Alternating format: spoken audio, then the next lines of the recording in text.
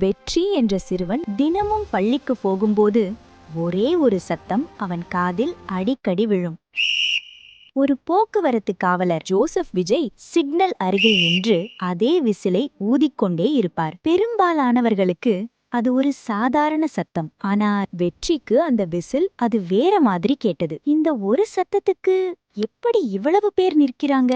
ஒரு விசில் ஊதினால் நூற்றுக்கணக்கான வாகனங்கள் நின்றன. மீண்டும் ஊதினால் அனைத்தும் நகர்ந்தன. விபத்துகள் தவிர்க்கப்பட்டன. உயிர்கள் காப்பாற்றப்பட்டன. ஒரு நாள் கனமழை, சாலை முழுக்க தண்ணீர். சிலர் சிக்னலை புறக்கணித்தார்கள், சிலர் அவசரத்தில் விதிகளை உடைத்தார்கள். ஆனா ஜோசப் விஜய் மழையிலும் நின்றார். கையில் குடை இல்லை, முகத்தில் சோர்வு. ஆனாலும் விசில் மட்டும் நிற்கவில்லை. அந்த காட்சி கேள்வியை எழுப்பியது.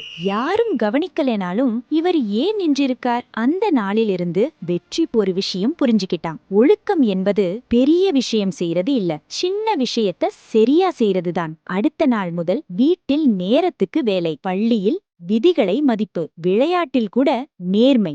யாரும் கவனிக்கலனாலும் அவன் மனசுல அந்த ஒரு விசில் இன்னும் ஒலிச்சுக்கிட்டே இருந்தது. ஒரு விசில் சத்தமா இருக்காம இருக்கலாம், ஆனா அது ஒரு நகரத்தையே ஒழுங்கா நடத்துது. அதே போல இந்த கதையிலிருந்து நாம என்ன தெரிஞ்சுக்கிறோம்னா, இன்று நம்ம சமூகத்துக்கு அந்த விசில் மாதிரி சின்ன ஒழுக்கம் தான் ரொம்ப தேவை. சின்ன சிக்னல் கடைபிடிப்பு, சின்ன பொறுப்புணர்வு, சின்ன மரியாதை, இவை எல்லாம் சின்ன விசில் மாதிரி. ஆனா சமூகம் பாதுகாப்பாக நடக்க காரணம் நம்ம சின்ன ஒழுக்கம்தான் பெரிய சமூக மாற்றத்துக்கு ஆரம்பம். உங்க விஜய் நான் வரேன்.